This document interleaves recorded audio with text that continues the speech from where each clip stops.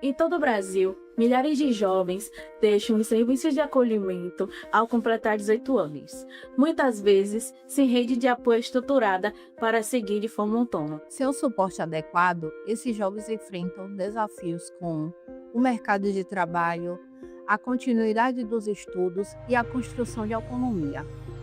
A Casa de Oportunidade nasce para apoiar essa transição, oferecendo suporte contínuo, desenvolvimento de habilidades e a inclusão produtiva. A metodologia combina atendimento individual, atividades coletivas e o apoio direto, fortalecendo competências para a vida e para o mundo do trabalho. Em Campinas, os resultados mostram o potencial dessa abordagem na construção da autonomia juvenil. Desde sua implantação, 82% dos jovens que passaram pela casa disseram ter desenvolvido habilidades socioemocionais. Outros jovens retomaram os estudos, incluindo o ingresso na universidade ou na educação de jovens e adultos. Os participantes desenvolvem habilidades práticas, como organização financeira e planejamento pessoal. O projeto fortalece a confiança, a autonomia e a capacidade de tomar decisões. Em Salvador, a Casa de Oportunidades também está transformando trajetórias. Aqui eu tratei com todo mundo como minha família. Venho acolhido, bem abraçado. A minha experiência foi ótima. Foi uma maravilha, porque aqui me ensinou muita coisa. Como viver numa sociedade, não, como sair da unidade. Eu estava um pouco meio nervoso no começo. Aí todo mundo me explicou que isso é bem normal, que isso não precisa ter um bicho de 7 cabeças para isso. Que só precisa só um pouquinho de ajuda, só isso, mas nada demais. Meu sonho é estudar bastante e viver a minha vida em mais ou menos em paz. Com escutativa e participação, os jovens se tornam protagonistas das suas próprias histórias. Investir na juventude é garantir que ninguém precise enfrentar a vida adulta sozinho. Juntos, construímos caminhos para que jovens possam viver com dignidade, autonomia e oportunidades reais. Em todo o Brasil, milhares de jovens deixam os serviços de acolhimento ao completar 18 anos, muitas vezes sem rede de apoio estruturada para seguir de forma autônoma. Sem o suporte adequado, esses jovens enfrentam desafios como o mercado de trabalho, a continuidade dos estudos e a construção de autonomia. A Casa de Oportunidade nasce para apoiar essa transição, oferecendo suporte contínuo, desenvolvimento de habilidades e a inclusão produtiva. A metodologia combina atendimento individual, atividades coletivas e o apoio direto, fortalecendo competências para a vida e para o mundo do trabalho. Em Campinas, os resultados. A Casa de Oportunidades também está transformando trajetórias. Aqui eu tratei com todo mundo como minha família. Venho acolhido, bem abraçado. A minha experiência foi ótima. Foi uma maravilha, porque aqui me ensinou muita coisa. Como viver numa sociedade, não, como sair da unidade. Eu estava um pouco meio nervoso no começo. Aí todo mundo me explicou que isso é bem normal, que isso não precisa ter um bicho de 7 cabeças para isso. Que só precisa só um pouquinho de ajuda, só isso, mas nada demais. Meu sonho é estudar bastante e viver a minha vida em mais ou menos em paz. Com escutativa e participação, os jovens se tornam protagonistas das suas próprias histórias. Investir na juventude é garantir que ninguém precise enfrentar a vida adulta sozinho. Juntos, construímos caminhos para que jovens possam viver com dignidade, autonomia e oportunidades reais. Em todo o Brasil, milhares de jovens deixam os serviços de acolhimento ao completar 18 anos, muitas vezes sem rede de apoio estruturada para seguir de forma autônoma. Sem o suporte adequado, esses jovens enfrentam desafios como o mercado de trabalho, a continuidade dos estudos e a construção de autonomia. A Casa de Oportunidade nasce para apoiar essa transição, oferecendo suporte contínuo, desenvolvimento de habilidades e a inclusão produtiva. A metodologia combina atendimento individual, atividades coletivas e o apoio direto, fortalecendo competências para a vida e para o mundo do trabalho. Em Campinas, os resultados mostram o potencial dessa abordagem na construção da autonomia juvenil. Desde sua implantação, 82% dos jovens que passaram pela casa disseram ter desenvolvido habilidades socioemocionais. Outros jovens retomaram os estudos, incluindo o ingresso na universidade ou na educação de jovens e adultos. Os participantes desenvolvem habilidades práticas, como organização financeira e planejamento pessoal. O projeto fortalece a confiança, a autonomia e a capacidade de tomar decisões. Em Salvador, a Casa de Oportunidades também está transformando trajetórias. Aqui eu tratei com todo mundo como minha família. Bem acolhido, bem abraçado. A minha experiência foi ótima. Foi uma maravilha, porque aqui me ensinou muita coisa. Como viver numa sociedade, não como sair da unidade. Eu estava um pouco meio nervoso no começo. Aí todo mundo me explicou que isso é bem normal, que isso não precisa ter um bicho de 7 cabeças para isso. Que só precisa só um pouquinho de ajuda, só isso, mas nada demais. Meu sonho é estudar bastante e viver a minha vida em mais ou menos em paz. Com escutativa e participação, os jovens se tornam protagonistas das suas próprias histórias. Investir na juventude é garantir que ninguém precise enfrentar a vida adulta sozinho. Juntos, construímos caminhos para que jovens possam viver com dignidade, autonomia e oportunidades reais. Em todo o Brasil, milhares de jovens deixam os serviços de acolhimento ao completar 18 anos. Muitas vezes, sem rede de apoio estruturada para seguir de forma autônoma. Sem o suporte adequado, esses jovens enfrentam desafios como o mercado de trabalho, a continuidade dos estudos e a construção de autonomia. A Casa de Oportunidade nasce para apoiar essa transição, oferecendo suporte contínuo, desenvolvimento de habilidades e a inclusão produtiva. A metodologia combina atendimento individual, atividades coletivas e o apoio direto, fortalecendo competências para a vida e para o mundo do trabalho. Em Campinas, os resultados mostram o potencial dessa abordagem na construção da autonomia juvenil. Desde sua implantação, 82% dos jovens que passaram pela casa disseram ter desenvolvido habilidades socioemocionais.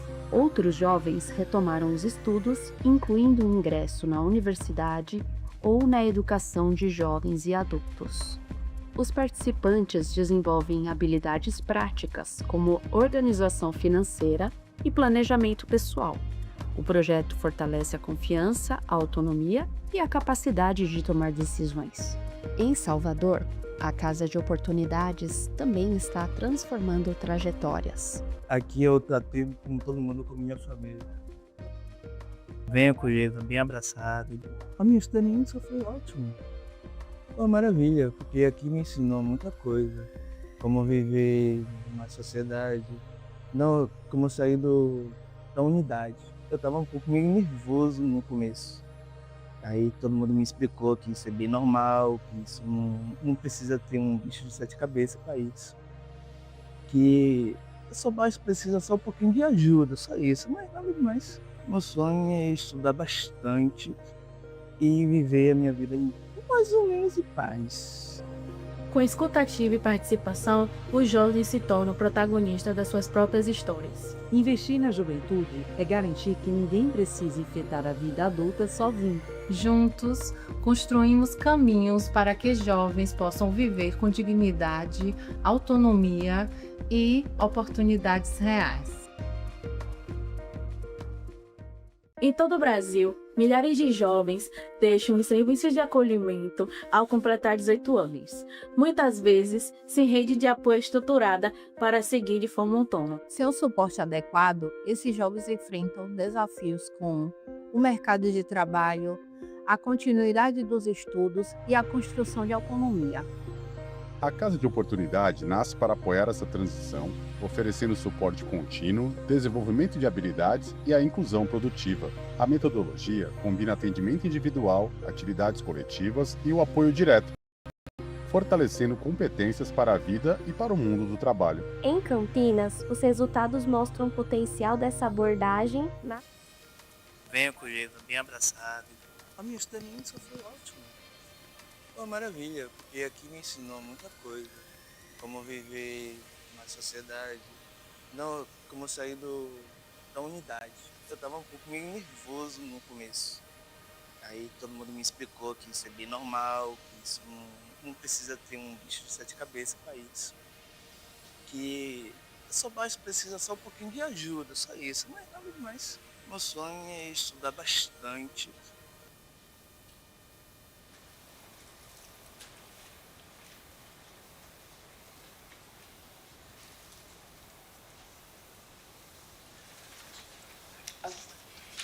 Well, good afternoon, everyone.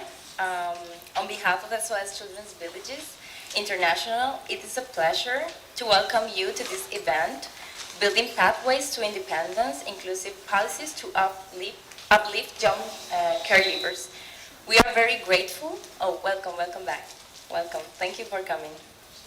We are very grateful to organize this event together with the co-sponsors, Permanent Mission of Portugal to the UN, the Permanent Mission of Uruguay to the UN, and the Permanent Mission of the Republic of Zambia to the UN.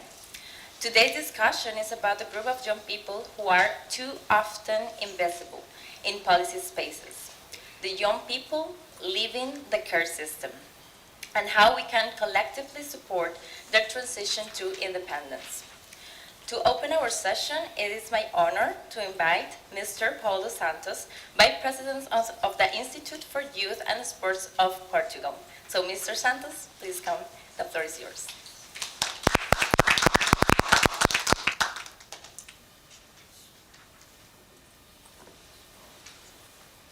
Good afternoon, dear colleagues, ladies and gentlemen.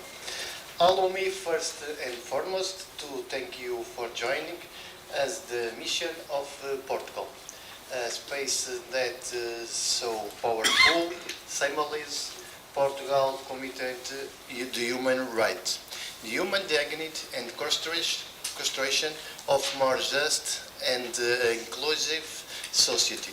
It is a present within this framework of values that them bringing us together today's situation.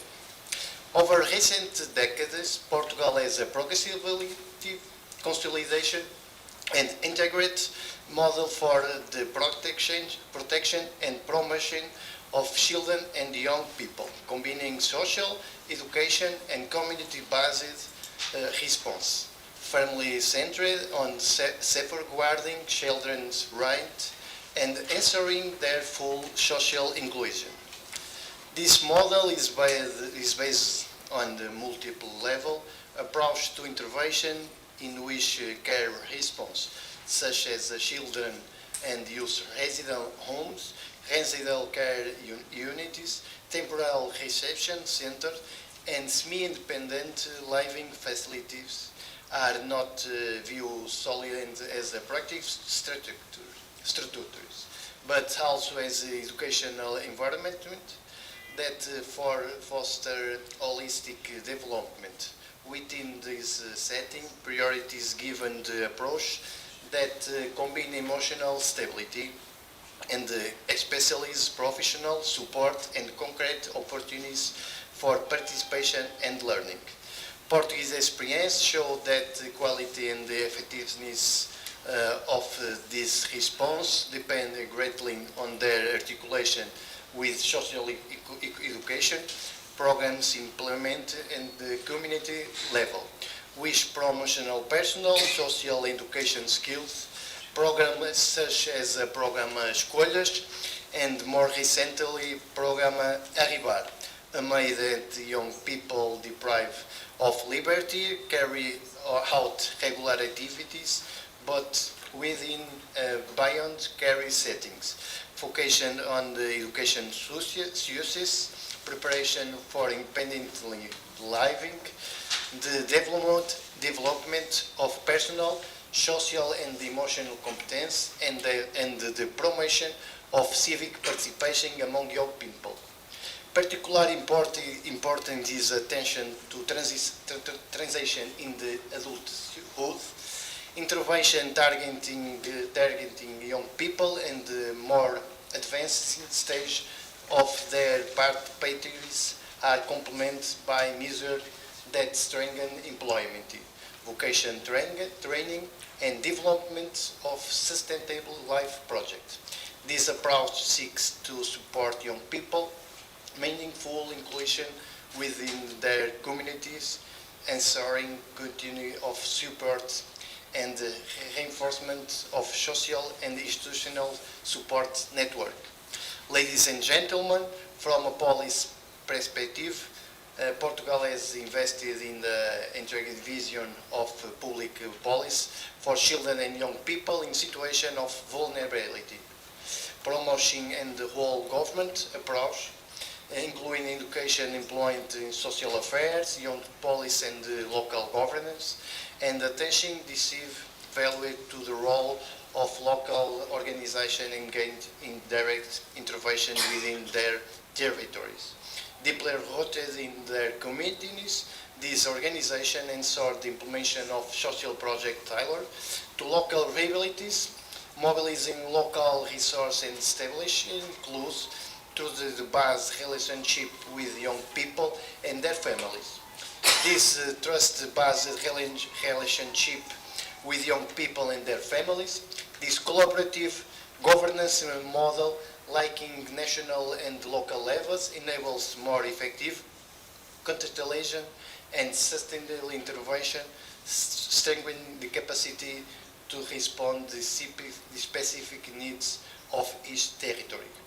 In conclusion, the Portuguese experience demonstrates that protection of children and young people in situations of vulnerability is most effective when it is grounded in balanced combination of high quality care and situation social education intervention. Such an approach not only mitigates risk, but about wholly contribute to the construction of pathways towards inclusion, autonomy and full participation in society. Thank you for attention.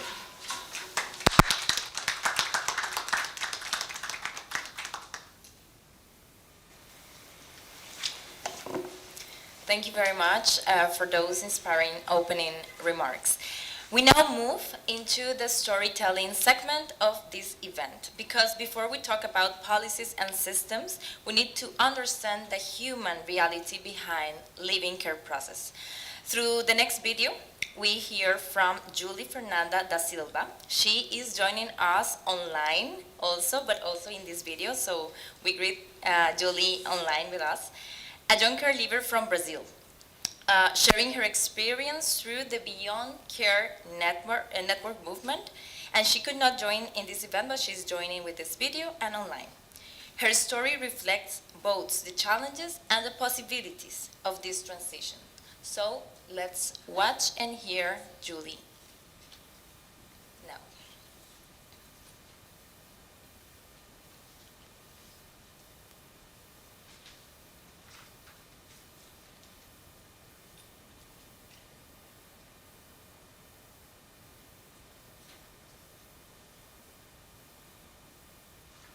Olá, gente, tudo bem com vocês?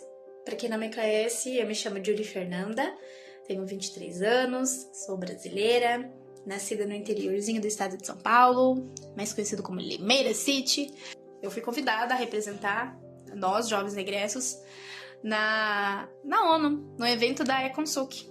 Fui uma ex-acolhida, fiquei praticamente minha adolescência inteira dentro de uma rede de proteção, dentro do acolhimento. E para falar dele com pessoas igual a mim, né, como outros jovens egressos, é muito fácil, é muito simples. Por quê? Porque eles caminharam e caminham e têm ou já tiveram os mesmos perspectivas, os mesmos medos e os mesmos desafios que a gente enfrenta. E principalmente os mesmos propósitos, né? Que nós, jovens egressos, a gente corre atrás, a gente luta, a gente fica em cima para ser visto, para ser ouvido, tanto pelo poder público de cada estado, de cada cidade, do nosso país em si. E agora a gente tem um espaço de fala, que é na ONU. E isso, gente, é um passo que ele não veio de um dia pro outro. Ele veio anos trabalhado. E no meu vídeo que eu tenho que falar, como eu disse antes, eu tenho que falar sobre os desafios no acolhimento. E um dos maiores desafios é a adaptação. Porque nas casas de acolhimento, não é o acolhimento, as redes de proteção que se adapta à criança jovem ou adolescente. Isso é o contrário. É a gente, nós jovens, que se adapta. Então, por que isso é um desafio, Ju? Pensa aqui comigo. Uma criança, um adolescente que sofreu violência física, verbal, violência, negligência extrema ou negligência tipo mínima, qualquer tipo de negligência. Ela já vai estar super vulnerável. Já vai estar com muitos traumas, né? Um deles é confiança. Você não consegue confiar. Quando você não consegue confiar nem nas pessoas que você é sua família, é seu sangue, como que você vai confiar em estranhos? Tem as casas lares, que é um lar provisório. Desde quando eu entrei no acolhimento, isso sempre foi enfatizado pra mim. Que o Aldeias, a Casa Lar, ele é um lar temporário, pois ele trabalha a família e a criança para que façam novamente a união dessa família. Então eles trabalham a criança, trabalham os pais, né, os responsáveis legais, para que voltam a ter o convívio familiar. Então a Casa Lar, ela funciona como um lar temporário, que trabalha a autonomia da criança, trabalha o psicológico da criança, o físico da criança, vai desenvolvendo isso na criança e na família. Então, quando eu entrei no acolhimento, eu estava na Casa Lar. É trabalhado a criança e a família, né, para voltar ao núcleo, ao seio da família, para fazer a reintegração dessa criança dentro da família. A Casa Lar é isso. Ela é uma rede de proteção que cuida dessa criança, desse adolescente, até voltar à sua família de origem. Qual o recado que queremos passar? Visão e audição. Esse é um recado como Julie que eu gostaria de passar. Que nós, como jovens egressos, como adolescentes e crianças, eu não venho atrás de algo necessário, que é cuidado, proteção, moradia, lazer, saúde e educação. Mas eu falo sobre ser vista. Você tá me vendo, mas você me enxerga? Você tá me ouvindo, mas você me escuta? A gente escuta, né? A gente ouve muitos barulhos, mas você me escuta mesmo? Nossa, eu vejo tanta coisa, mas você enxerga? Então é isso que é o recado que eu gostaria de passar àqueles que são tomadores de decisão. Vocês falam que nos vê, mas não enxerga. Vocês falam que escutam, mas não ouvem. Então é isso que eu, Julie Fernanda, como mulher, jovem egressa e cidadã brasileira, gostaria de passar para vocês. Vê e ouvem. Escutam e enxergam. Então é isso. Muito obrigada. Até a próxima.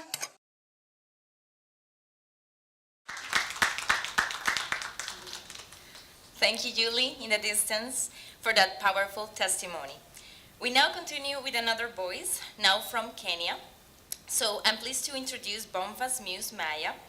It's also online with us, youth caregiver and chairperson of the Kenya Society of Caregivers of Kenya. So it's called KESCA. Through his story, we see how peer networks and youth-led initiatives can make a critical difference in supporting young people living care. So let's hear now from Bomvas. Hi. My name is Boniface Maya, the chairperson of Kenya Society of Caregivers, and it's a great pleasure talking to you today at the UN ECOSOC Youth Forum, side event organized by SOSChildrensVillages International, looking at inclusive policies to uplift young caregivers. So by now, you already have come across the term a caregiver. A caregiver is any young person who has transitioned out of alternative care, and typically, you're talking about the ages of 18 to 25 years. So many caregivers, this is one of the most scary journey because it comes with a lot of challenges, and if not prepared well for it, then it's easy to self-destruct. These young people face different multifaceted challenges, and we're talking about unstable housing conditions, limited life skill support, mental health struggles that come with it, And also, one of the biggest is that many of them go into self-isolation, that we can't just trace where they are at. And all these challenges have been happening because for a long time, many systems have taken transition as a one-time event, not as a journey to actually support these young caregivers so that they become independent and thrive in their communities. With all these challenges, the caregivers themselves became aware that we are actually not the issue, but the system is. And we said we needed to change the system. And because it's very easy, to sit back and be cynical and accuse the institution of betraying you or of letting you be on your own at this critical journey, we said it's better for us to come together and form stronger networks that can actually advocate for the rights and inclusion of caregivers. And that is why we've seen the rise of many caregiver networks across the globe with an aim of giving these young people a safe space where they can come express themselves, air out their issues that they're facing once they transition out of care, just as I mentioned before. And then for the caregiver networks like KESCA, what we do now is looking at how best can we provide that peer mentorship to those who haven't managed to get the best start of their lives.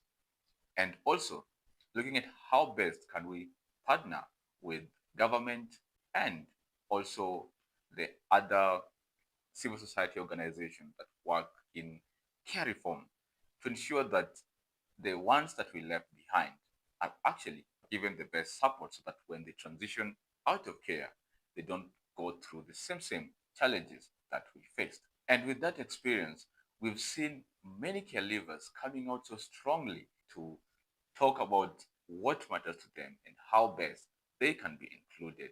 So the caregiver networks have actually transformed lived experience into leadership, which is truly, truly amazing. Our call to action to the policy bearers has always been to ensure that we have a structured support to caregivers, especially at this critical stage when they're transitioning out of care. This will ensure that caregivers don't just survive, but they thrive.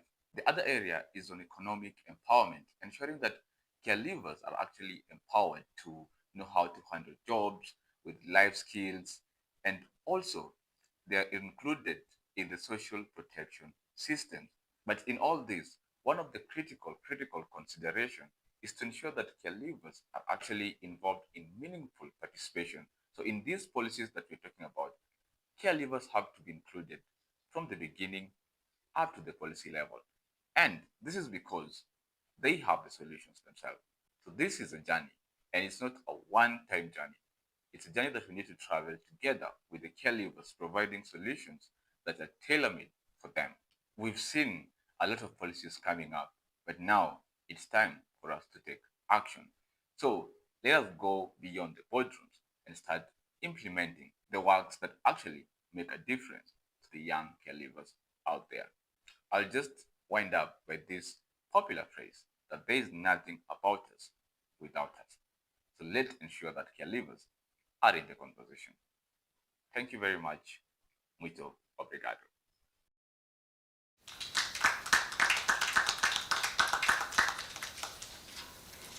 Well, thank you. These stories remind us that living care is not just a moment, it's a critical life transition that requires a structured support. But the good news is that solutions exist. They already told us about it, and we are going to hear more about it. So we now move from stories to evidence and practical solutions that are already making a difference. It's my pleasure to introduce the next panelist in our side event. So I'm welcoming Moses Ayeneuru. Please come here to the desk. Moses is a founder of the Blue Room Care, which is a business on mental health for young people in Africa, a youth caregiver, and a country representative of Nigeria, of the African Caregiver Network called AGNA. Okay, then, no, you can say thank you. Okay, perfect. We're now calling also Gabriel Moura. Gabriel works for SOS Children's Villages Brazil, who will present the Casa de Oportunidades project, which is a model that combines education, employability, and psychosocial support, developed in partnership with the government of Brazil.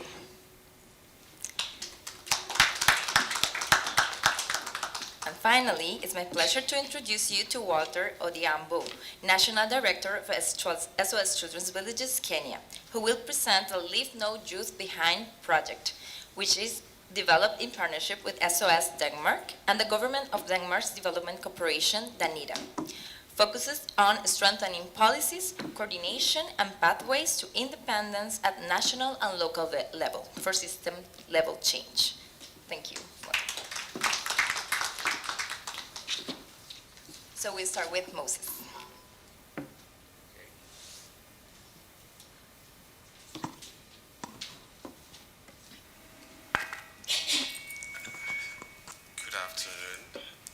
Good afternoon, everyone, distinguished ladies and gentlemen. My name is Moses, and I'm a member of the Care Leavers Network Africa. First, I want to start with a phrase from a recent study by One Young World, Hidden Survivors. That's how many young people grew up in care are described. Because while the world focuses on children in care, very little attention is given to what happens after care. And the reality is that across Africa, thousands of young people transition out of care every year into adulthood, often suddenly and often left alone. This report shows that many care leavers face systemic gaps, no structured aftercare support, limited access to education or employment, weak or non-existential social safety nets. In fact, across multiple African contexts, there are no formal policies or consistent systems to support young people after they leave care. So what does this really mean? It means that turning 18 doesn't just happen in isolation. It can mean instant financial support, instant financial pressure, housing insecurity, isolation, and also navigating life without guidance or support. This report is so important because it does something very different. It doesn't just study care leavers, it is co-created with them. It recognizes something very powerful, that care leavers are not just beneficiaries, they are leaders. And that is really exactly what the ACNA is building, that's Association of Care Leavers Network Africa, a movement where care leaders support each other. They advocate for policy changes and reshape care systems using our lived experience. Because one of the biggest challenges after care is not just poverty, it's invisibility. And what we are saying is we are not invisible, we are not voiceless, and we are not defined by where we started. So if there's one message that I would like to leave with us today is that care does not end at 18, and neither should support. Thank you so much.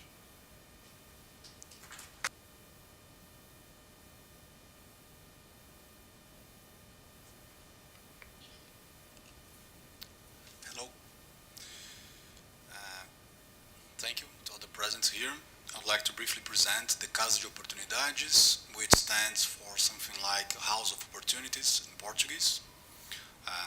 My colleagues from Portugal agree that sounds much better in Portuguese than in English. And it's our flagship project from SOS Brazil to foster the autonomy of care leavers, especially in large urban centers. Its basic structure is divided into two different approaches. One of them is the individual, and the other one are the group activities. And at the core of our methodology are the individual development plans, in which each youth and our staff, they set goals and means of achievement for every youth to become independent.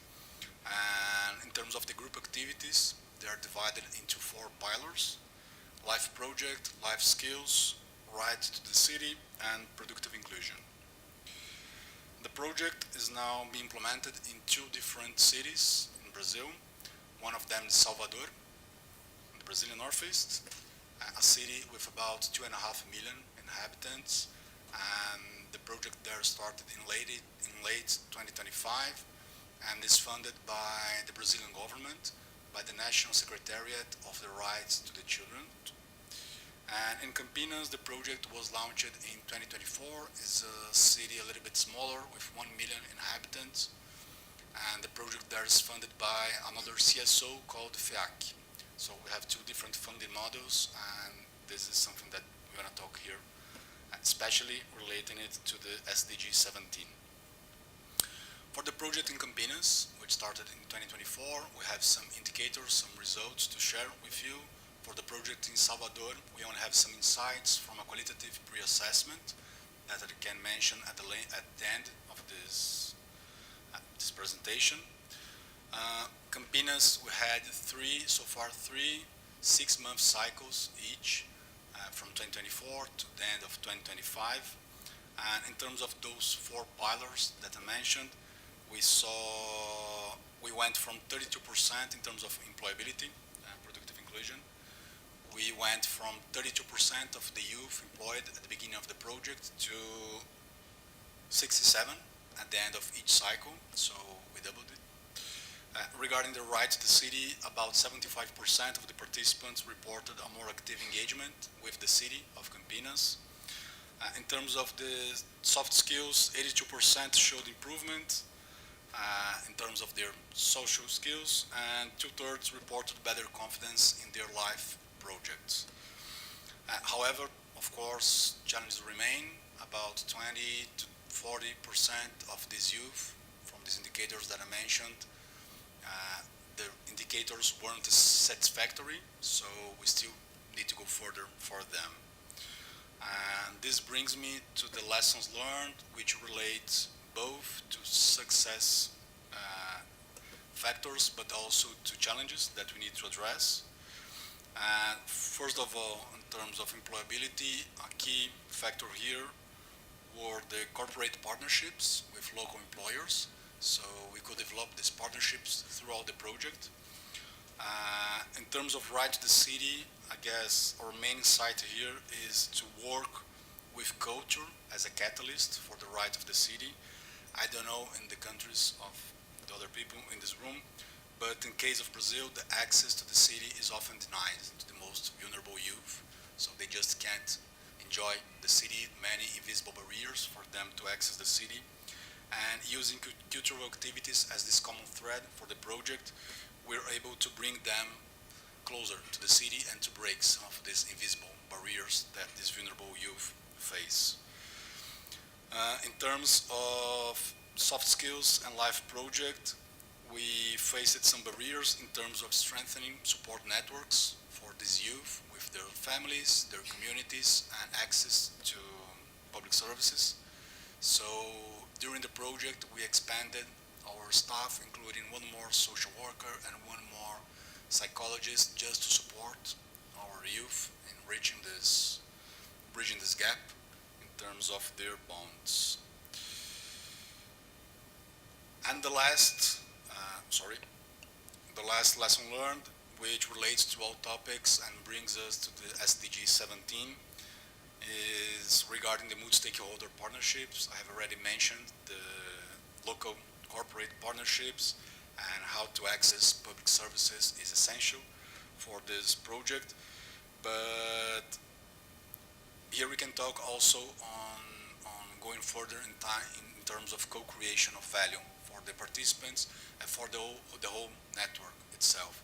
So we believe that if we can bring this partner together, we can help them to develop their capabilities to work with youth and especially to caregivers. And well, at national level, we were discussing this earlier, but Aldeias Infantis SOS Brasil, SOSChildrensVillages Brazil, had an important role in reshaping our national plan for the rights of children to community and family life, which also sounds much better in Portuguese. And this was a part of a joint effort of many civil society organizations, youth-led groups, and our experience and our learnings from these 2 projects in Campinas and Salvador, they were also used to make this advocacy efforts and to bring a new version of this plan, which was released this year. This plan initially didn't include youth. It was meant only for children and adolescents, and in this update released this year, it now includes youth, thanks to this advocacy from these different groups. And one of these youth-led groups is the Além do Acolhimento, Beyond the Care movement, which Julie is part of. Julie, who was talking to you right now, she's part of this movement, and it's great to see these movements and these networks growing up. Just to close, I have some insights from our pre-assessment in Salvador. So now I close this session about Campinas. But talking about Salvador, we made a qualitative pre-assessment, and we wanted to listen to local stakeholders on what they value in terms of co-creation of value. And we heard of them that SOS Children's Villages co-create value for the local system, also or especially by innovating, experimenting, and promoting new public service models. So there's a lack in terms of public policies in Brazil for caregivers, and they see us as one organization that can foster this kind of services. And also the stakeholders agree that a rights-based approach for youth is a public value, a priority public value for them. So, but at the end of the day, only the states have this power and the legitimacy, to lead the full recognition of these rights for the youth. So I guess my last remark here is that to make this happen, we must join efforts from civil society, who may lead this kind of innovative projects, and the government, who at the end of the day is who is going to assure the rights for the youth and all the vulnerable groups. Thank you very much.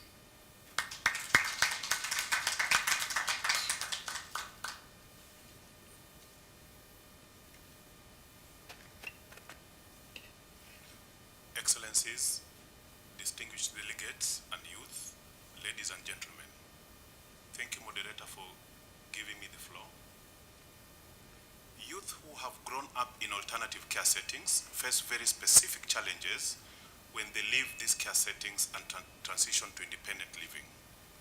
This is regardless of whether they grow up in kinship, which represents a majority of these young people, foster care, small group homes, supported independent living, or institutional care. The trauma of being abandoned, neglected, and or abused is often a factor that determines their life chances as they grow up and age out of the care system. More than other vulnerable groups, these children and young people are at high risk of dropping out of school and ending up in the worst forms of abuse.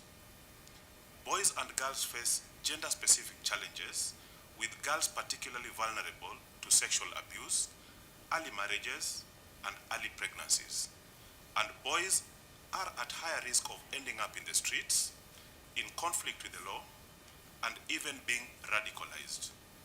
When young people are desperate for jobs and do not see a hopeful future for themselves in their home country, they are at a much higher risk of migrating and putting themselves into further risk.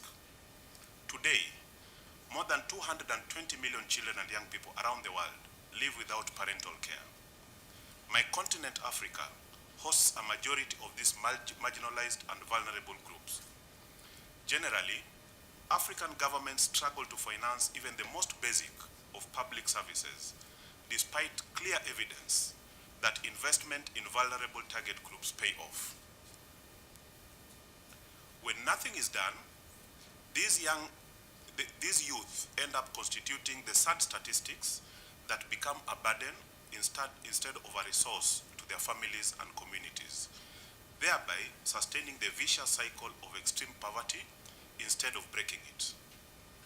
With generous financial and technical support from the government of Denmark, and I'm happy to see some colleagues from representing Denmark here, karibuni sana, through its International Development Agency, DANIDA, SOS Children's Villages designed and has been implementing the Leave No Youth Behind project in 3 East African countries, that is Kenya, Somaliland, and Ethiopia. The goal of this project is to strengthen the resilience and self-reliance of young caregivers in the project countries so that they become self-reliant, independent, and positive contributing members of their societies. 3 outcomes that were anticipated during project design and have been achieved with impressive success by the project include: outcome 1, that decision makers put policies and laws in place that strengthen support for young caregivers. And SOS Children's Villages, in collaboration with these young people and their networks, have continued to engage relevant national and subnational decision makers in policy dialogue to influence affirmative action and resource allocation towards young people and to deliberately include young caregivers in national initiatives and programs. And I think you've had the representative from KESCA mention some of them. Outcome 2, social protection systems respond to needs and rights of young caregivers in their journey to independent living. SOS Children's Villages continues to work in collaboration with strategic CSOs, these are community-based organizations and partners in relevant state departments to build the capacity of the social workforce, social protection, and community structures to provide effective social protection and aftercare services to young caregivers. Outcome 3, young people living care actively claim their right to social protection and assistance and active participation in matters that affect them, which in turn make them resilient, self-reliant, and better engaged members of their societies. This to us involves mobilizing, organizing, and facilitating these young caregivers to develop the knowledge, skills, and civic engagement capabilities in areas of interest such as health, decent livelihood, and active participation. SOS Children's Villages has supported the formation of peer support groups, including youth alumni, youth welfare groups, youth entrepreneurship groups, where young caregivers acquire and develop necessary social networks, knowledge, and skills for active participation. So I think the assignment I was given today is to share some of the results that we have experienced or recorded in these projects. The Leave No Youth Behind project has catalyzed development of national and subnational policies in Kenya that are specific to young caregivers. We have the National Care Reform Strategy Kenya 2022 to 2032. We have the National Mentorship Guidelines for Care for Child-Headed Households and Supported Independent Living, which we designed in 2024. The National Positive Parenting Guidelines for Kenya. The National Guidelines for Transitioning Alternative Care Systems in Kenya. The Mombasa County Adolescent and Young Person Strategy on Health that specifically speaks on issues relating to young caregivers. The Uasin Gishu County Youth Development Policy. The Uasin Gishu County Adolescents and Young Person Strategy on Health. And the international and our own internal organizational policies, such as the localization and partnership policy that has helped us to work very closely with caregiver networks, the climate change policy, the gender policy, the diversity and inclusion policy. 2, we have linked more than 3,500 caregivers to social protection services, and you've heard the president of KESCA mention some of this. That includes acquiring national identity cards, mental health and psychosocial support services, social reproductive and health rights services, financial services, both public and private, blue economy opportunities, again we work very closely with the government of Denmark on this area, skills and talent development for this group of young people. We have supported technically and financially youth-led caregiver networks, and you have heard from the president of KESCA, a group that we've worked very closely with in Kenya. We have also enhanced our organizational sub-granting capabilities as SOS Children's Villages Kenya, which to us we feel deepens the conversation around localization. And I know a lot of us are in that space now. So when you look, in closing, when you look at some of the areas that we're very proud that this this project has been able to change. We want to look at the caregivers as not living in a vacuum. So as the caregivers, we've enhanced awareness of their rights, and you've heard them speaking about that. As rights holders and people able to claim their rights, we've supported accompaniment and mentorship programs for young caregivers. In the community, we have strengthened caregivers structures and partnerships.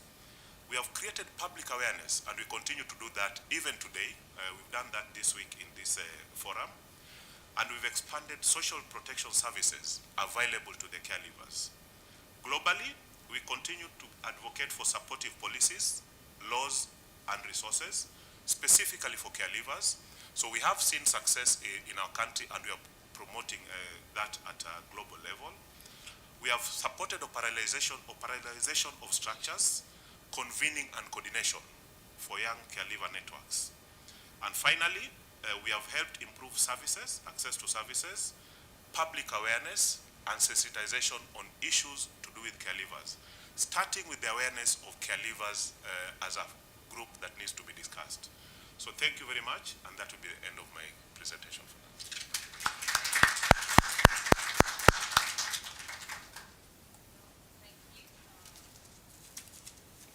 Thank you to all the speakers for these insightful contributions. So we invite Walter and Gabriel to take a seat. Thank you very much. We will have Moses still in the desk. So we now move into our multi-stakeholder panel discussion. As they mentioned before, we need different voices also here to talk about this situation, where we will connect practice, policy, and partnerships. I'm pleased to hand over then to our moderator, Nilay Tunchok, UN representative of SOS Children's Villages International, who will guide us through this discussion. So Nilay, thank you.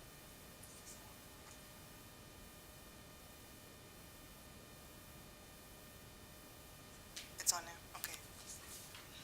Yes, thank you so much, Jessica. I would like to now invite our panelists for the second part of our session, Ms. Kangwa Mubanga and Ms.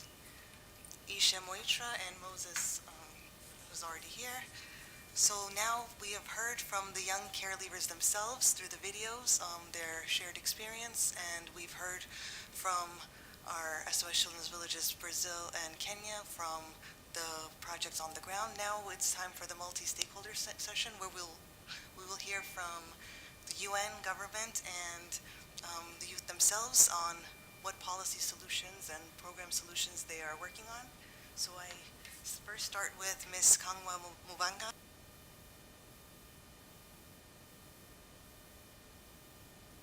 It's all? Okay.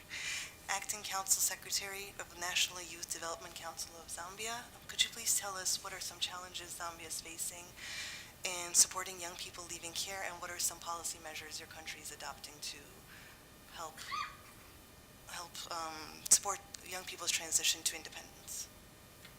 You have 4 minutes, thank you. Okay, good afternoon, delegates, and thank you, moderator, for that.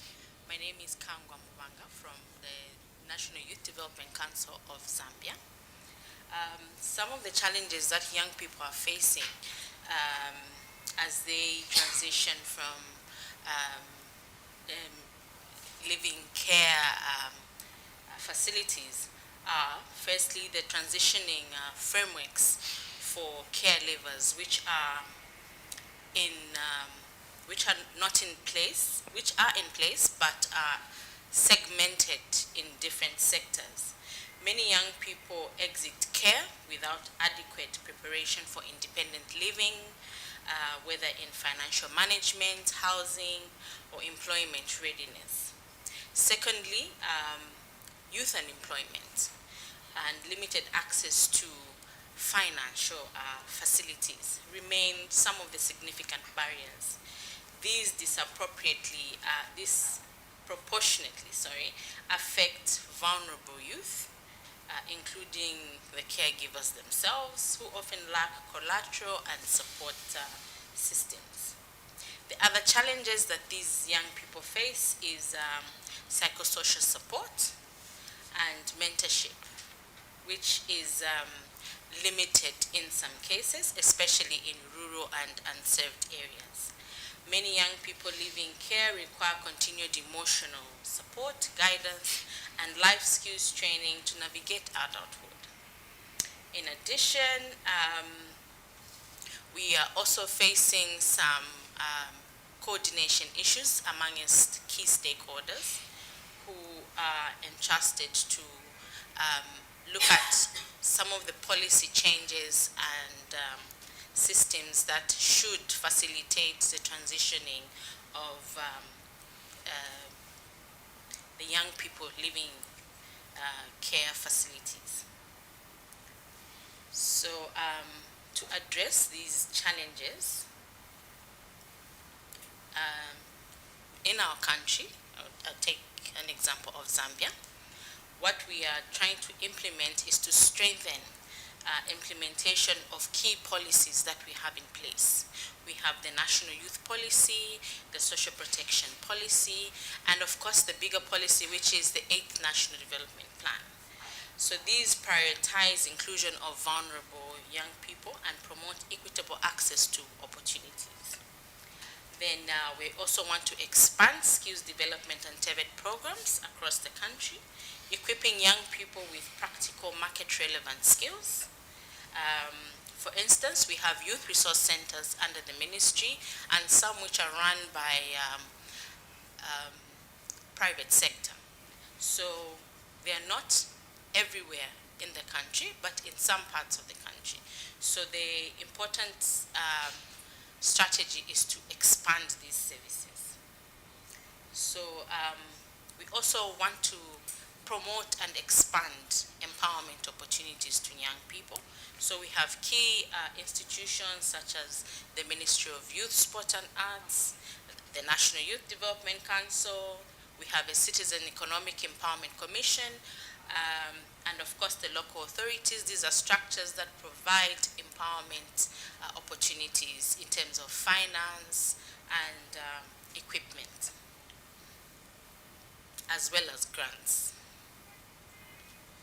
Then we are also enhancing social protection programs under the Ministry of Community Development and Social Services. These include support mechanisms for vulnerable households and young people. So under here we have several programs that are running which are aimed at supporting homes that are headed by children and also to help the young people transition from care. Then another one is to promote multi-sector coordination, ensuring that education, health, and economic empowerment interventions are better aligned.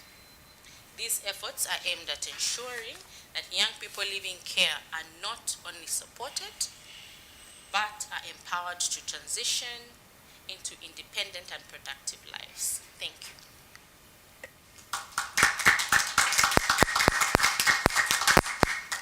Thank you very much, Ms. Mubanga. You gave very concrete examples of policy and program initiatives Zambia is doing. I think we can all appreciate, and governments I see sitting in the room can be inspired and also implement in their own countries. Now I move on to Ms. Isha Moitra, Youth Employment Officer, International Labor Organization. A lot of the young people we heard today, and we also heard from Ms. Mubanga talking about youth care leavers facing employment challenges. So perfect to be on the panel is the ILO. My question to you is, what is the current state of the youth labor market, particularly for young people in vulnerable situations such as youth care leavers, and what actions are needed to improve their access to decent employment opportunities? Thank you. Thank you so much, Nilay, for the question, and good afternoon, ladies and gentlemen. It is a pleasure to join you today. Thank you so much for including the ILO in this critical discussion. So very happy to be here. So let me begin by saying that there is, of course, an inherent challenge in addressing the global youth employment challenge. So young people have very different realities depending on what country they come from, but also based on their personal circumstances. So painting a global picture is, of course, tricky.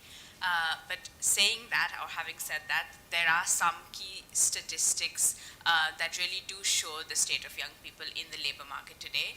And all the more so these challenges are impacting those most vulnerable, such as young care leavers. So based on our global estimates, what we can say is the global youth unemployment rates are rising both globally but also across most countries. And there's certainly a sentiment among young people that they aren't able to get the types of jobs that they would like to have. So there is an aspirational gap. They're unable to get the jobs that actually they feel like they deserve or they aspire to have. And it is not jobs that are bringing them the type of income or the type of stability that they wish to have. So while I won't go through too many statistics, let me leave you with some key numbers. So globally, 1 in 5 young people are not in employment, education, or training, or the so-called needs of this generation. So this is really a story of lost potential, because not only are these young people not developing their skills, nor are they contributing to their economies. So it's a story of lost potential, but also a story of young people just being detached or demotivated by the labor market. And when we look at this, of course, young care leavers may be disproportionately impacted or disproportionately represented, rather, in this group of needs because their starting point is much different than the rest, which means that they're lacking the support systems often, the resources or the networks that typically support young people in accessing education, training, and employment opportunities.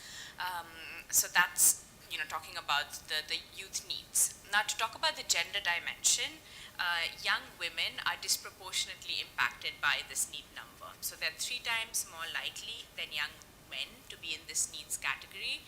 And this is really a story of how gender disparity is impacting young women's progress in the labor market. Even when young people are able to find jobs, these aren't what the ILO would call decent jobs. They're often vulnerable, informal, or exploitative forms of job, and oftentimes there's no concept of a formal contract. So this isn't what a job we can think that young people would aspire to have. This is very much a story of necessity over what a young person would choose if they had the option to. So these are sort of some of the challenges that we speak to when we look at the labor market. We heard today about the impact of, the trauma or the experience of growing up in care, and there are important mental health implications that come also with the experience of struggling in the labor market. So young care leavers may find that the impacts of, this tedious job search journey may also have further mental health implications. We find that 2 in 3 young people are actually worried about losing their job, just revealing how the insecurity of jobs really impact a young person's experience in the labor market. So all of this just to say that we're clear that young people are facing challenging times, and this calls for immediate action on our part. So what are these actions? I will try to summarize them, but a lot of them is something that, from the stories I heard today, SOS Children's Village is already implementing at country level. So it's good to see that some of the actions that we think would support young care leavers are already seeing action at country level. So number 1, we need to foster an economic and business environment that boosts job opportunities for young people. So what does this mean? This requires policies that drive job-rich growth, but it also means stronger engagement with employers. And I heard from the project in Brazil that this is something that's already happening at local level. So we do need to engage employers to encourage inclusive hiring practices, particularly for vulnerable youth such as young care leavers. Second, we must equip young people with the skills that are demanded by the market. So not skills in a vacuum, but those that are very much demanded by employers and demanded by the markets in which they are. And these skills, while of course technical skills are important, we shouldn't forget the importance of core skills or soft skills such as communication, teamwork, problem solving that will be relevant irrespective of the jobs. Third, it is critical that we protect and promote youth rights at work. Walter spoke a little bit about how the rights is really a basis of the conversation. And to do this, the ILO developed a tool called Workwise Youth, which really focuses on enhancing young people's awareness of their rights at work and protecting them against exploitative forms of work. Finally, our efforts must be pinned by meaningful youth engagement. We are at the ECOSOC Youth Forum. We're talking about how important youth voices are in shaping solutions, and we shouldn't lose sight of that, especially when we talk about vulnerable youth. So let me here briefly mention that the ILO developed a package called Meaningful Youth Engagement for Decent Work, and it's a practical tool that I encourage you to use in your work, but also something that could be used to enhance a young person's participation in designing solutions. So ultimately, promoting decent work requires a holistic and coordinated action, and it cannot happen without us working together. Thank you very much. Over to you, Nilay. Thank you so much, Isha, for giving us some terrifying stats, but also some optimistic approaches that ILO is taking, and I think it's good to give some, we'll be sure to check out the initiatives and the packages that you mentioned. Now moving on to what you said about meaningful youth participation, we have Moses here again on the panel, and I guess I should reintroduce you. So Moses is the founder of the mental health app Blue Room Care. He's a youth care leader from Nigeria and member of the Care Leaders Council, and also the country representative for the Association of Care Leaders Networks in Africa, ACNA. So Moses, what does successful transition to independence really look like from your perspective? Good afternoon, everyone. So I think for me personally, as a care leaver, I think a successful transition doesn't happen in isolation. It's not just turning 18 and, okay, move out of the care system, right? I think it's a journey and it's not an event. So I think once we realize that, so we would be able to ensure that people that grew up in care system are not just abandoned. And for also address that, I think there are 4 components, and I'm really happy to hear the colleague from Zambia and also ILO echo these components. The first is financial support. You cannot grow in this economy without having a job, having a decent job, just like what she said. Secondly is education. Even if you don't want to go into the formal path, at least having a skill in this economy really is very important. And with the diffusion of AI, I think care leavers will be further left behind, because these are people that, for those that don't know the definition of a care leaver, someone who has grown up in the foster care, and they're usually above 18. So these people don't really have this advanced skills. So we are going to leave a lot of people behind if we don't invest in education. And I would say emotional support and mental health. A lot of, just like myself, I had a lot of mental health struggles when I left, which is what inspired me to do what I'm doing. And didn't have confidence, self-reliance, and everything. So I think if we're able to marry all of these solutions, I think we'd really have a better and smooth transition, rather than just chasing people out when they're 18. Thank you.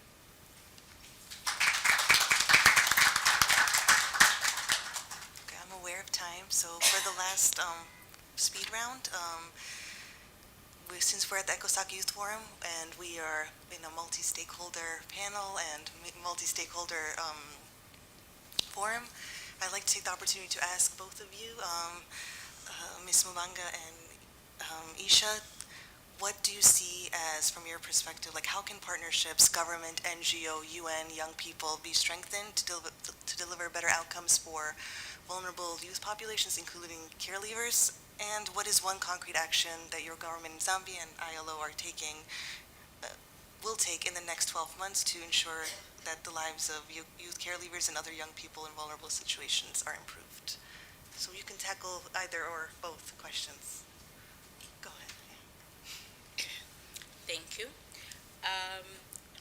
We all know that strengthening partnerships among its key stakeholders were government, NGOs, the United Nations system, and the young people themselves is very critical to delivering sustainable and scalable impact. So first of all, you need to enhance the coordination mechanisms. You need to establish formal platforms where stakeholders jointly plan, implement and monitor programs. So for instance, in Zambia, we have coordination mechanisms that are coordinated through government with the private sector and other state institutions. So these coordination mechanisms are at different levels. They're at national level, provincial level, and they scale down to the community level structures. This also in turn helps to mobilize resources and pooling resources into one basket, rather than having discoordinated approaches to addressing key issues, especially in terms of financial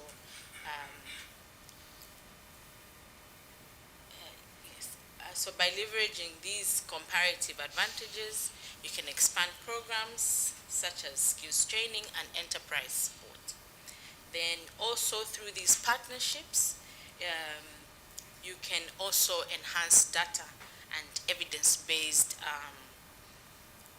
solutions, where by coming together, you have a pool of information that is relevant to all key stakeholders, so that interventions are also coordinated in that manner.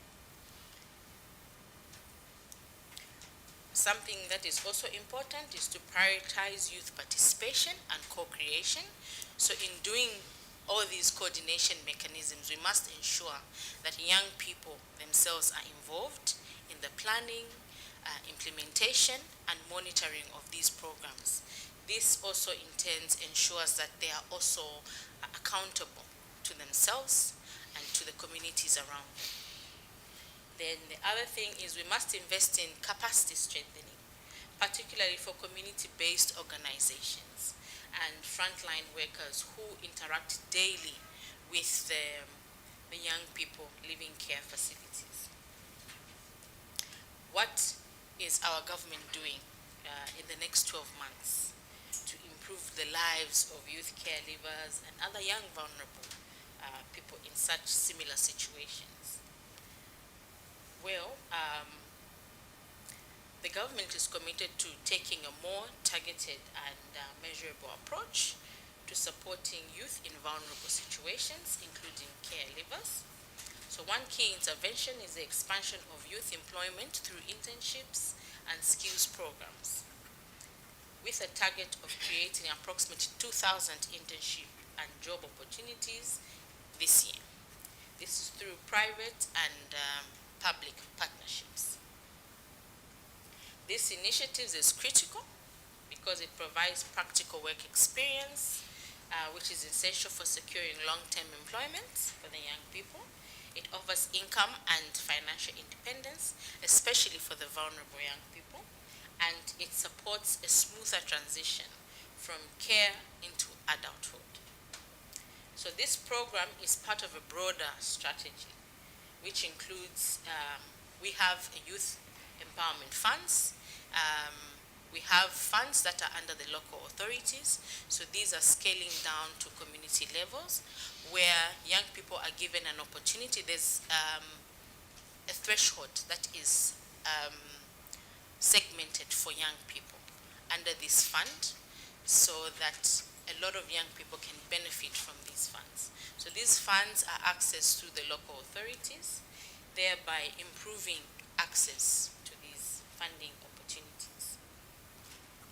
The other intervention that we are doing in our country is to expand vocational and life skills training centers. These are both private and public institutions, where we also want to further increase the number of skills training programs that are offered by these centers, and also they should be aligned to the market and industry needs. The other one is to improve the digital space, which is enhancing digital skills and access to opportunities. So a practical example is that we recently launched what we're calling a national youth portal and another app called the Imisepela platform. So these platforms are a way of young people to access job and funding opportunities, as well as just them knowing which partners are implementing which programs in the country, which is much easier for them in case some of them, because you know some young people shun away from coming to institutions like government offices, so they would rather interface maybe through these platforms. They could find these opportunities within their reach. We also want to strengthen interministerial coordination, particularly across youth, community development, education, and the labor sectors. And we also will work with partners to pilot and scale innovations that support such models. So this commitment reflects our broader vision to ensure that every young person, regardless of their background, has a fair opportunity to build a dignified, independent, and productive life. Thank you.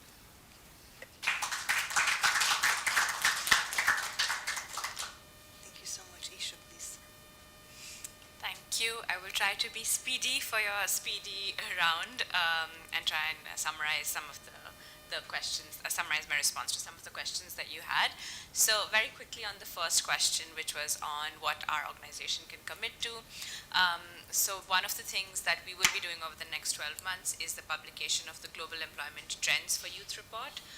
This is a publication that the ILO puts out every 2 years that really captures the latest, monitors the youth employment state in the world, and reports on how we're doing. And why this is an important tool is that really informs evidence-based policies and programs based on how the youth labor market is doing. So that is one of the key publications that will be coming out later this year that really captures the state of the labor market and youth aspirations in the labor market to be able to then inform better policies and programs. The second thing is really scaling up our work on protecting and promoting youth rights at work. So that means rolling out the training that I had mentioned previously at country level and increase more young people's awareness on these issues. But also we're scaling up a global advocacy campaign that we had that's called Your Rights Are Your Superpowers, designed for young people and designed to really enhance their awareness on these topics. So those are sort of the two, let's say, main things that I would mention that the organization commits to over the next year or so. And how can partnerships be strengthened? So I think we all recognize today that partnerships are key, and we cannot work in silos if we are to really move the needle on supporting young people. And one way to do that is really keeping in mind that while we have different mandates and different areas of focus, we are all serving the same population of young people. So we need to avoid duplicative efforts, but really find coherence and areas of joint action between our organizations to promote integrated approaches that support young people. And we at the ILO have been leading different efforts when it comes to partnerships. So let me quickly mention two of them, perhaps. One is the Green Jobs for Youth Pact that together with UNICEF is equipping young people with green skills, but also boosting job creation in the green economy. And the second initiative to mention is the Global Initiative on Decent Jobs for Youth. So this is an alliance of over 100 partners bringing together governments, youth-led organizations, NGOs to scale up action on youth employment. And we're very happy that SOS Children's Village International is also a part of the Global Initiative on Decent Jobs for Youth. And maybe lastly, another partnership is the Prospects Partnership. Some of you may have heard of me speaking about it a lot this week, but this really brings together humanitarian and development actors to support long-term solutions for forcibly displaced persons. All of this just to say that there are models of partnerships that the ILO promotes, and we hope to be able to leverage the power of partnerships to work together and support young people. Thank you. Thank you so much, both of you, for giving the various models of partnerships, the interministerial coordination in Zambia, and both for mentioning meaningful youth participation and private sector, which we don't hear a lot of we should hear more of, but I'm glad to have heard you say it. Now we move on to Moses for his call to action on what decision makers, what he wishes decision makers to take away. Yeah, thank you so much, Nilai. So to the decision makers in the room, the question is, we've had these challenges, but what are we going to do differently? Because if we're very serious about changing outcomes for care leavers, then we must act in three critical ways. First, we must strengthen systems and policy.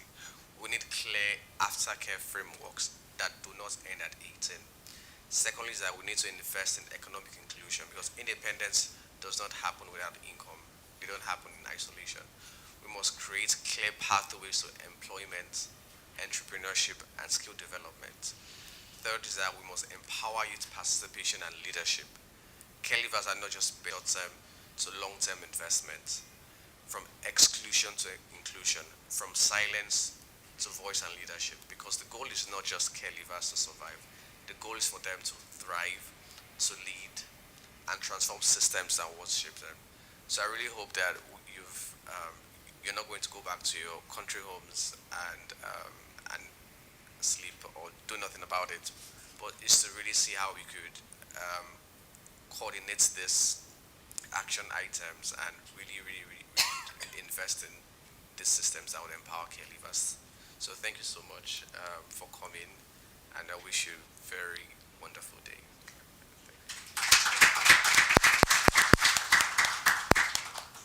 I don't know if there's a burning question. I know we're over time, but I guess we have time for one question. If there's any. It could be to these panelists or to Walter or Gabrielle from Brazil or Kenya as well. Oh, there is one. Okay. Good afternoon. My name is Rocío. I'm from Spain. Well, we're from Spain, and we come with the International Federation for Family Development. So first of all, thank you so much. It was really interesting, and I wanted to make you both, your three, this question, because also here in our federation, we speak about this achieving this balance between caregivers. Well, this was just a comment, but we also want to achieve this balance into caregivers and also care receivers. Like sometimes we only care about some of those groups, so we think also that this is really important, like to take into account.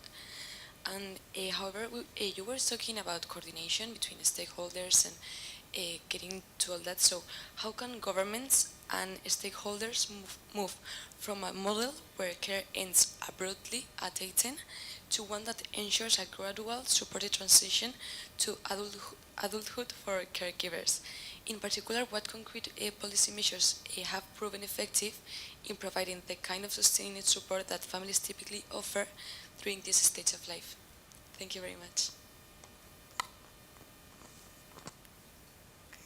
You said, so the question was from the International Federation for Family Development, and also for us to think about not only the care receivers, but also the caregivers aspect, and how there could be better coordination between various stakeholders, and to strengthen systems within the family as well. Any of you want to address?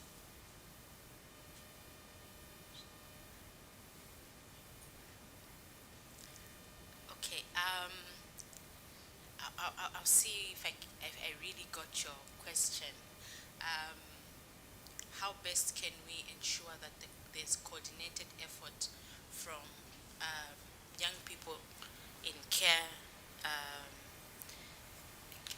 the young caregivers, to the transitioning, the smooth transitioning? What structures are in place? I think if I got your question right. Yes. I'll give an example of Zambia. We have ministries that cater for different issues.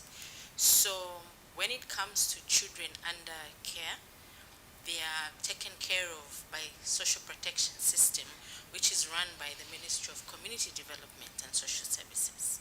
So now when these young people transition from living care facilities to being now young people, responsible adults into society, they become young people, they become the youth, who now then transition to being the responsibility of another ministry.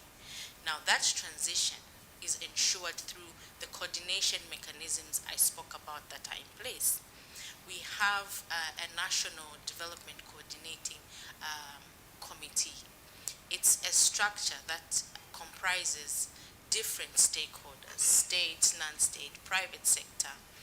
So through these platforms, what the interventions that are addressed from the caregiving side are taken now straight to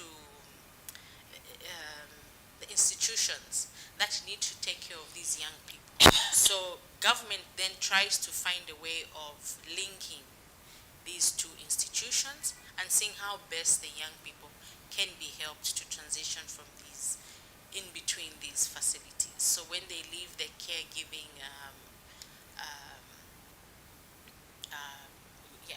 and they become adults, government has put in place policies to ensure that they're educated. We have free education policy in Zambia, by the way, which is from grade 1 to 12. I don't know how the education system is in other countries.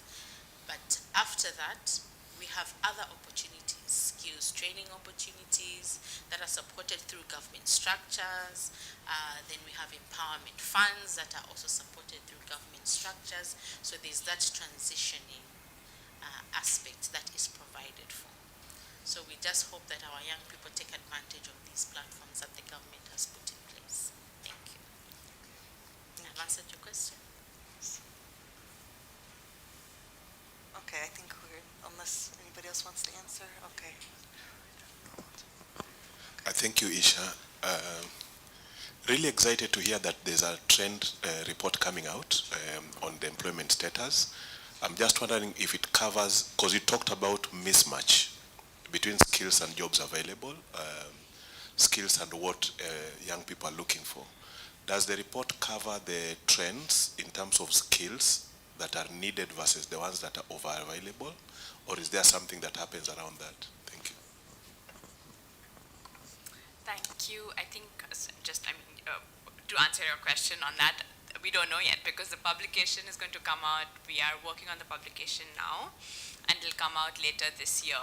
So we're trying to understand what type of data exists. So if there is sort of some skill anticipation studies that can look at what, at a global level, what are the skills firms are looking for, then we'll be able to capture some data on that. But definitely skills is part of the, part of the guide, of the publication itself.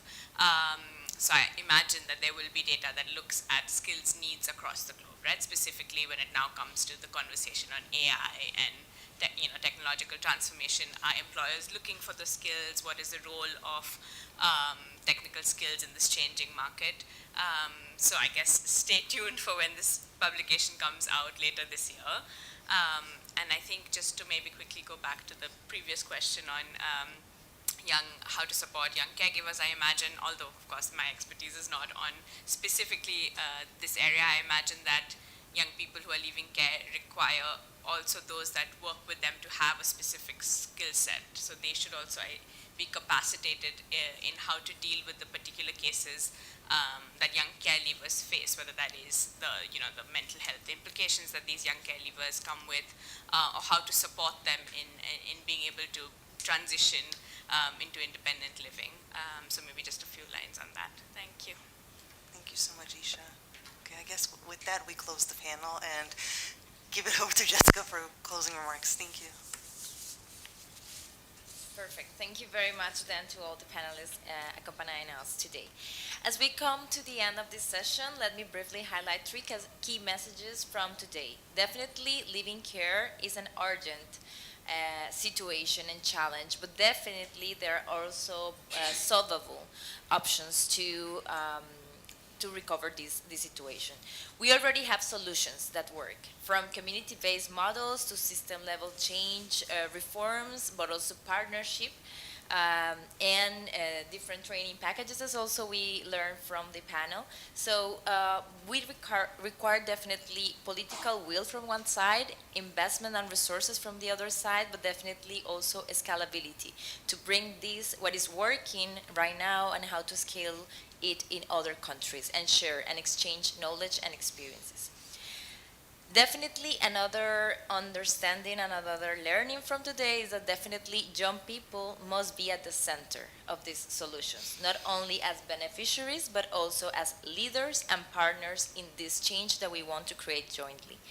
This is not only a social issue, it is directly linked also to achieving the Sustainable Development Goals, as we are all in this forum this week.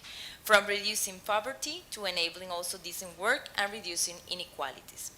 So, on behalf of SOS Children's Villages and our partners in this event, thank you all for joining us today and for your commitment to advancing inclusive policies for young people living care. We look forward to continuing this conversation and collaboration beyond today. Thank you very much. Have a nice afternoon. Jessica, say the food. Yeah, so we got some, how do it's called, nata? Pastel de nata. So please come to the back and join us to have some pastel de nata and also some juice and also to exchange a little bit more. Thank you very much.